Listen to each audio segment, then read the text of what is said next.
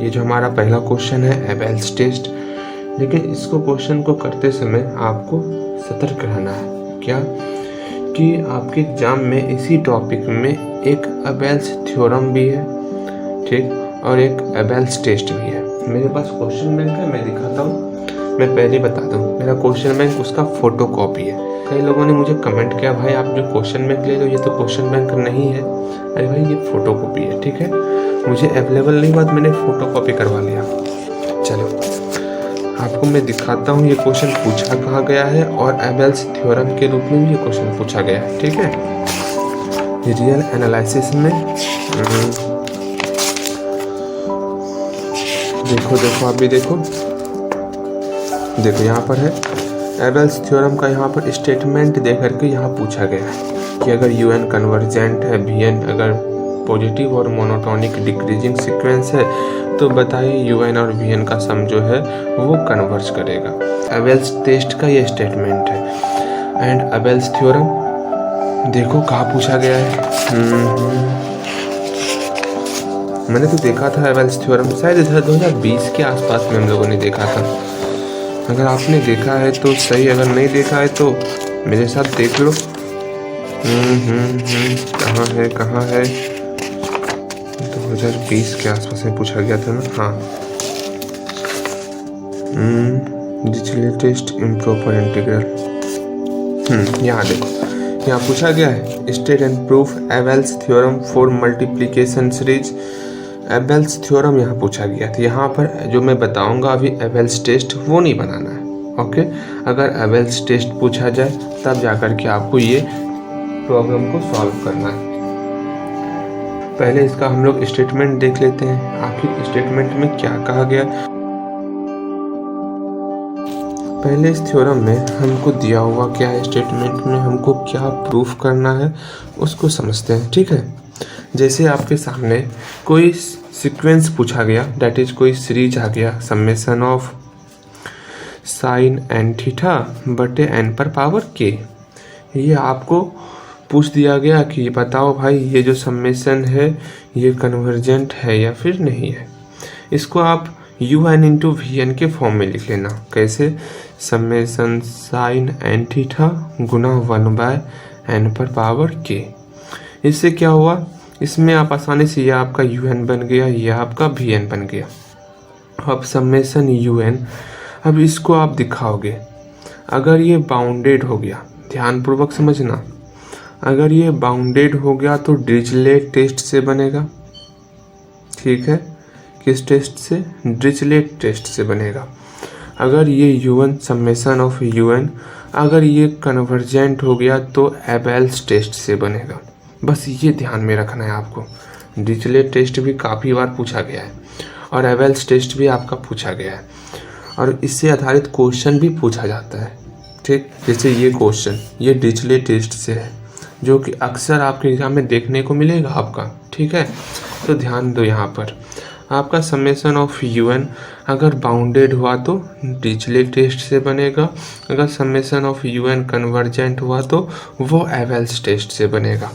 And again ये जो VN का टर्म है, अगर VN जो है इन्फिनिटी पर, अगर VN इन्फिनिटी पर पॉजिटिव हो और मोनोटोनिक डिक्रीजिंग हो और टेंस टू 0 हो, तो टेंस टू 0 सिर्फ डिरिचलेट टेस्ट में होता है, एबेल्स टेस्ट में इसका कोई ज़रूरत नहीं है। अगर निकल भी गया तो कोई बात नहीं, ठीक है। ये बातें समझ में आई। तो इसका मतलब है एबेल्स टेस्ट के लिए आपके पास दिया हुआ रहेगा कि समेशन UN कन्वर्जेंट है, एंड सेकेंड क्या कि VN जो है पॉजिटिव हो और मोनोटोनिक डिक्रीजिंग हो। ये जो VN सीक्वेंस है वो क्या होना चाहिए, positive and monotonic decreasing sequence होना चाहिए। उस कंडीशन में अगर हमारा प्रूव हो गया, क्या प्रूव हो गया कि समेशन ऑफ UN VN ये हमारा कन्वर्जेंट हो जाएगा, ठीक है। ये हमारा प्रूफ हो जाएगा। प्रूफ क्या, हमको प्रूफ करना है। तो फिर से सुनो, अगर हमको दिया हुआ है समेशन यू एन कन्वर्जेंट है और v n positive and monotonic decreasing sequence है, उस कंडीशन में हमको प्रूफ करना पड़ेगा कि summation u n v n भी कन्वर्जेंट होगा। इसका स्टेटमेंट हम लोग लिख लेते हैं यहाँ पर, ठीक है। ध्यानपूर्वक आप स्टेटमेंट को देखो।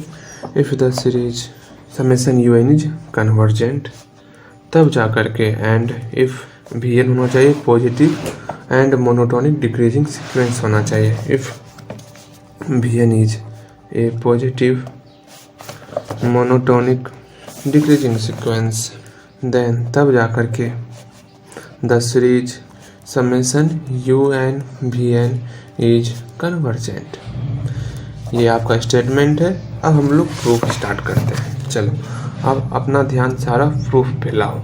हमको पहला term summation u n convergent दिया हुआ। समेशन यू एन का मतलब क्या हुआ? समेशन यू एन का मतलब क्या हुआ? यही ना, u n plus u two plus u three plus dot dot dot dot u n तक जोड़ना है। अच्छा जी, इसको हम लोग एस एन मान लेते हैं। अब एस एन क्यों माने? एस एन मानने से क्या हुआ, ध्यानपूर्वक समझना। इससे हम लोग हर एक टर्म निकाल सकते हैं। अगर हम लोग बोले इसका पहला टर्म क्या होगा, सिंपल सा u1 तक जाना है।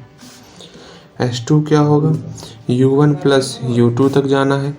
s3 क्या होगा, u1 plus u2 plus u3 तक जाना है, एंड सो ऑन। इस तरह जाएंगे हम लोग। बट अगर हम लोग यहाँ पर 1 लगाते, यहाँ पर 2 लगाते, यहाँ पर 3 लगाते, तो क्या होता, समेशन u2 आ जाता। अब हम लोग n का वैल्यू कहाँ पुट करते, 1 से 2 तक?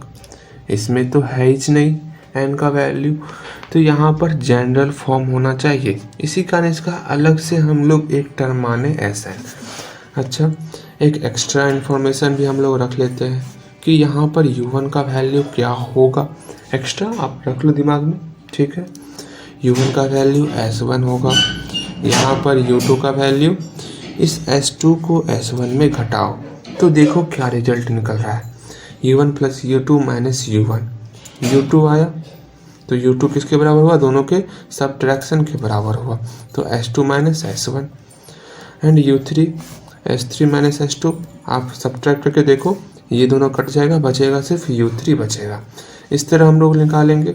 सिंपल सा, यहाँ 3 है तो 3 माइनस 2, 2 माइनस 1, इस तरह चलेगा, ठीक है। अब यहाँ पर हम लोग को जो कन्वर्जन दिखाना है उसको लेते हैं। नाउ कन्वर्जन किसको दिखाना है, summation u n v n को, इसी को कन्वर्जन दिखाना है। इसका मतलब क्या हुआ, u1 v1 जब 1 पुट किए, जब 2 पुट करेंगे तो u2 v2, जब 3 पुट करेंगे तो u3 v3, इस तरह होगा। कहाँ तक होगा, जब n पुट करेंगे तो un vn। सिंपल सा, u1 का वैल्यू क्या है s1, u2 का value s2 minus s1, u3 का वैल्यू s3 माइनस s2। देख रहे हो यहाँ 3 माइनस 2 हो रहा है, 2 माइनस 1 हो रहा है। जब un को लिखेंगे तो sn माइनस 1 होगा। सिंपल सा, v1 था तो v1 लगा दो, यहाँ पर v2 तो v2 लगा दो, यहाँ v3 तो v3 लगाना है आपको। इसी तरह आपको चलना है, यहाँ vn तो vn लगा देना है।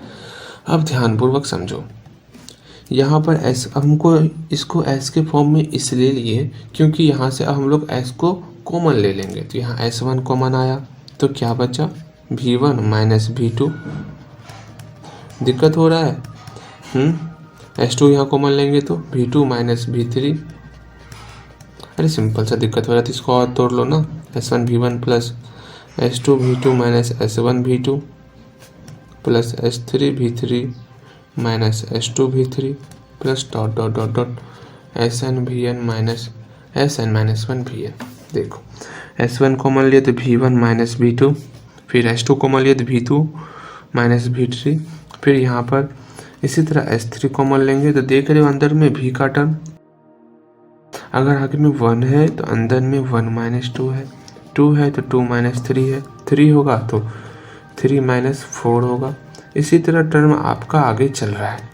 एंड अंततः यहाँ पर sn माइनस 1 कॉमन लेंगे, हाँ तो क्या होगा, तो सिंपल सा इधर भी कहीं पर sn माइनस 1 होगा, वहाँ पर हो जाएगा vn -1 माइनस Vn, ऐसा टर्म होगा, ठीक है।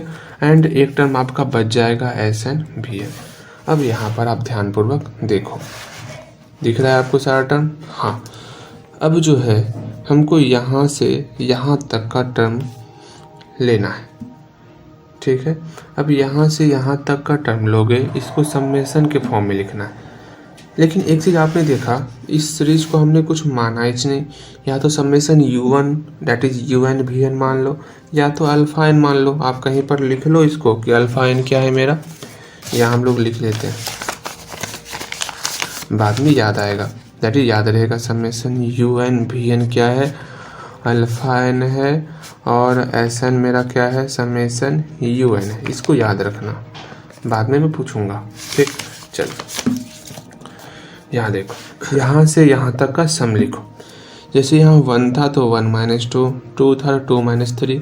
अगर k रहेगा तो k माइनस k + 1 होगा, एक टर्म अधिक। अब समेशन लगा देना है k = 1 से n - 1 तक।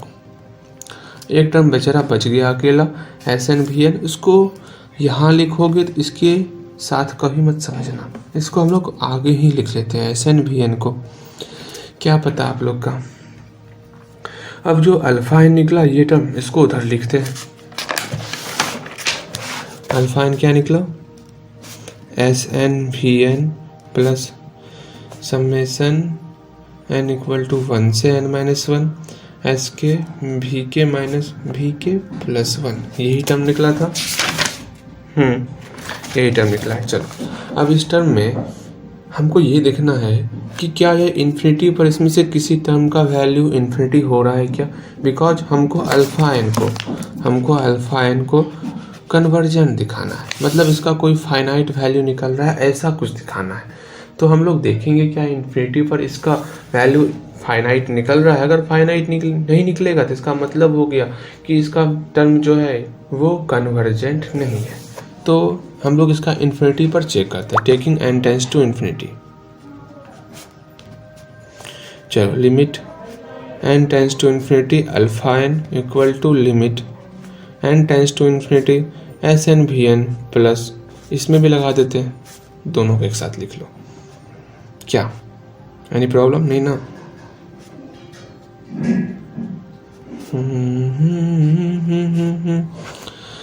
अब ध्यानपूर्वक देखो, अब इस सब का वैल्यू बारी बारी से निकालना है। ये तो आपका कन्वर्जेंट हो जाएगा, प्रीवियस थ्योरम में आपने पढ़ा हुआ है।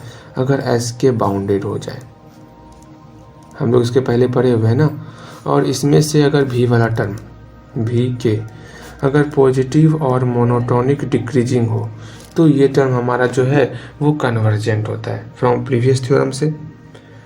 यहाँ लिखो फ्रॉम प्रीवियस थ्योरम, इसको इक्वेशन फर्स्ट मान लो, from previous theorem if Sk is bounded, अगर Sk मेरा बाउंडेड हो, Sk बाउंडेड है ना, यहाँ देखो Sk है ना, Sn ये क्या है, समेशन un है, और हमको दिया हुआ है समेशन un क्या, कन्वर्जेंट, और every convergent series is bounded. समझ में आया? बिकॉज यहाँ लिखो चूँकि summation un = Sn and summation un is convergent, therefore summation un is bounded. ये बाउंडेड तो हो गया, और Vk हमको दिया हुआ है पॉजिटिव और मोनोटोनिक डिक्रीजिंग सीक्वेंस, पॉजिटिव और मोनोटोनिक डिक्रीजिंग सीक्वेंस। तो इसका मतलब हो गया कि हमारा Vn भी क्या है, वो पॉजिटिव है और मोनोटोनिक डिक्रीजिंग सीक्वेंस है। इसका मतलब हो गया कि ये टर्म हमारा कन्वर्जेंट होगा। तो देयरफॉर दैट इज एक खास टर्म को लिमिट करेगा। देयरफॉर समेशन n = 1 से n - 1 Sk × Vk minus Vk + 1, ये जो है इन्फिनिटी पर जब इसको ले जाएंगे तो ये इन्फिनिटी नहीं होगा, ये किसी खास टर्म को लिमिट करेगा, tends to a finite term, tends to a finite या फिक्स्ड वैल्यू।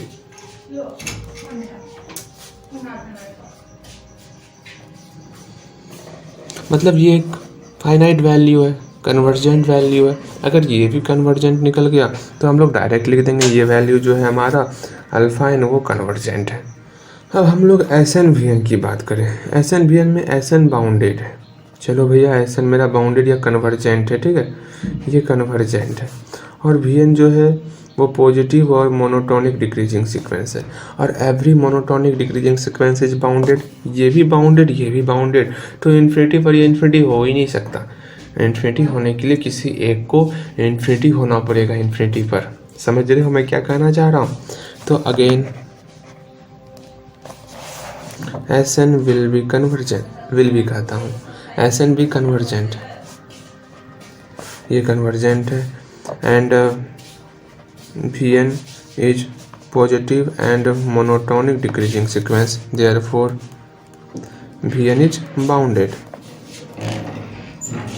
ये कन्वर्जेंट हो गया, ये बाउंडेड हो गया। इसका मतलब क्या हो गया कि s n v n is convergent या एक्स कन्वर्जेंट, या फिर s n v n tends to a finite limit. ठीक है, एक फाइनाइट लिमिट को टेंस करना है। सो यहाँ से ये भी फाइनाइट हो गया, ये भी फाइनाइट हो गया। इसका मतलब है इसका जो इन्फिनिटी पर वैल्यू होगा वो कोई ना कोई एक फिक्स्ड वैल्यू होगा। तो यहाँ लिखो hence if n tends to infinity from first n tends to infinity then alpha n tends to a fixed value या दैट इज या कन्वर्जेंट है। देयरफॉर समेशन अल्फा एन का वैल्यू क्या था, देखो यहाँ पर alpha n summation u n v n के बराबर था। Summation u n v n is also convergent. ये हमारा कन्वर्जेंट निकल गया, summation u n v n, यही हमको निकालना था। सिंपल सा है, चलो प्रूफ। नेक्स्ट हम लोग नेक्स्ट देखते हैं। अब नेक्स्ट क्या है हम लोग का,